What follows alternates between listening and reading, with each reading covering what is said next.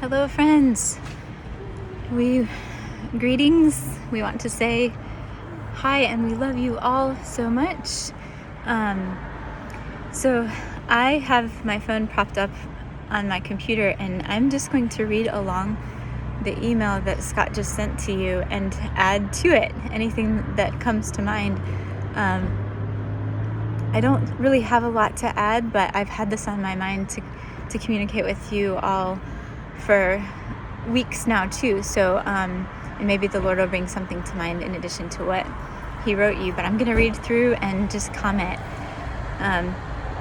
So he says, much has happened since our last update. Obviously, our apologies again for taking so long to update you. We had an amazing trip in late July, and thank you. And just a wonderful time in Florida and Georgia. If you weren't able to see the post that I made about our trip with the 121 team to the home in Georgia, Baxley, Georgia, it is saved in my highlights in Instagram, and then also in the featured items. You can go on my wall and look in the featured items, and I have some things I saved, just video clips and pictures and things that I saved from our trip there. So amazing time, wonderful time with those kids. And when Scott, if you've already read through the email once, when Scott talks about the circle journey, we have a handful of those kids, not kids, adults, all of them young adults that went with us this summer. A handful of them anyway, will likely be a part of the circle journey, or they're leaning that way. They're praying about it, and asking the Lord if this is what he has for them moving forward, and maybe even starting this year as the Lord provides. So this email should adequately make up for our lengthy email. Thank you for reading through. We have quite a bit to update and to share. Thank you so much. If you're receiving this, it's because you've been a great support to us. Thank you. So yes, if our last update was about getting our feet wet, testing the waters, being grateful for a runway, this is sink or swim, diving in. No doubt for those receiving this letter who have known us well over the past few years, you've heard us speak of our dots. Book writing, children's home tour, podcasting, and now the Sentinel group. We have wondered for quite some time, and felt like we have all these things that it seems like the Lord's calling us to many different things, and how does this work together? So he seems to be connecting these dots, and we're pretty excited about it. So yeah, much of that happened in Florida this year. He gave vision for the circle journey while we were there. And he explains that, hopefully, if you've been able to read through the email, and also the attachment about the circle journey. It's intense. It's a big deal, and could take up the next decade or more of our lives, and we're ready as he provides for it. In short, the circle journey is a 10-month intensive discipleship training school, and as you look through it, just kind of highlights what it is. We'll be working with the Sentinel group and serving the Sentinel group. Discovery weekends and conferences where the kids would be able to go to those.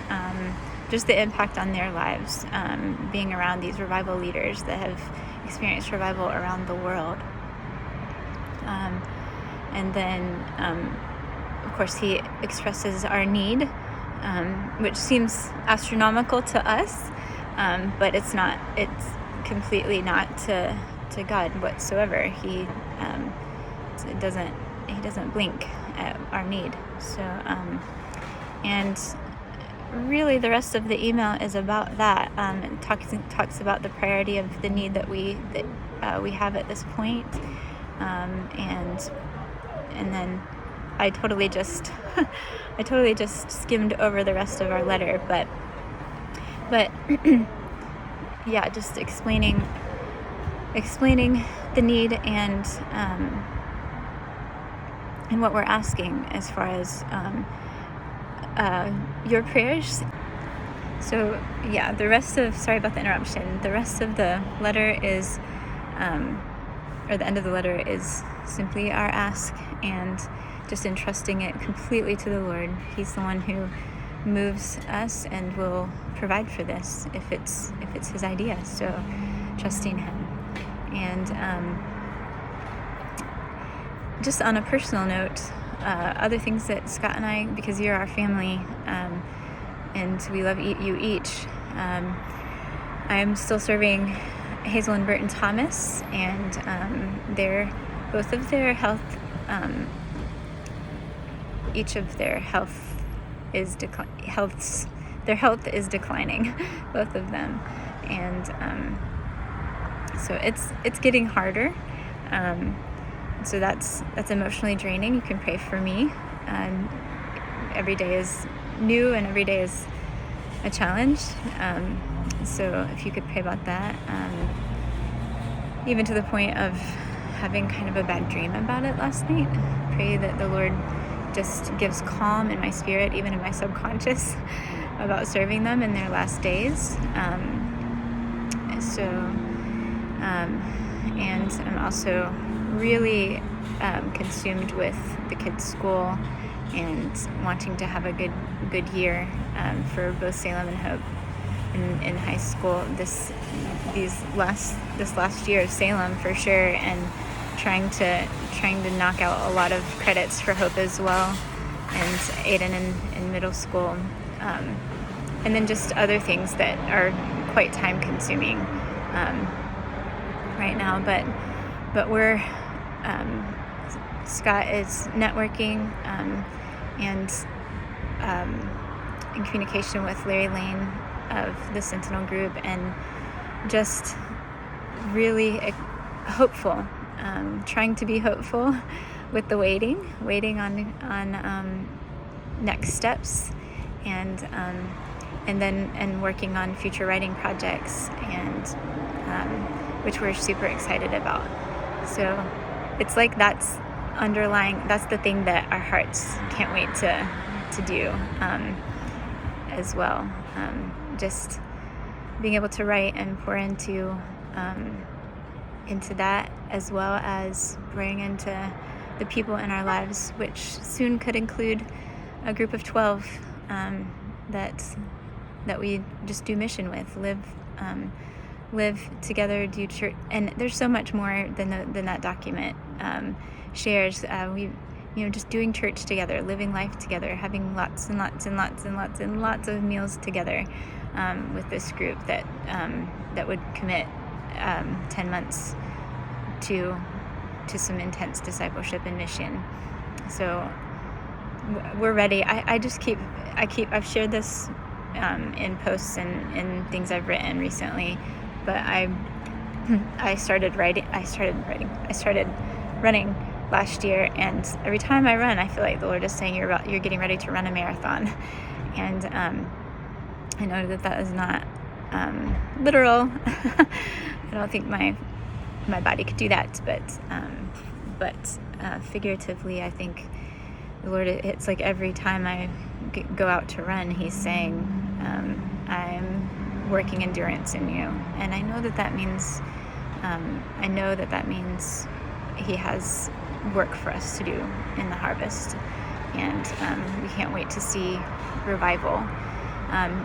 There's so much more. I could talk for at least 20 minutes, and I know I can't take that much of your time, but we're in the middle of this all. We're going to Israel next month, so it's like we just have so much that we're excited about, so much. So we have a really, really close friend that is pouring into us encouragement these last few days of just things that we're working through in our emotions and in the waiting. In full transparency, it's been super, super hard, indescribally difficult in the waiting. So especially for Scott. So if you could remember me in the day-to-day and in my work and whatnot, and remember Scott as he as he processes and as he endures the longest waiting season of his life. And just thank you so much. Thank you for your love, and thank you for your investments of prayer and for your support. It means more than we could ever say. We're so grateful for your love. Thank you for being friends, and thank you for being family to us. And we can't express enough gratitude for your love and your care for us. And we love you so much.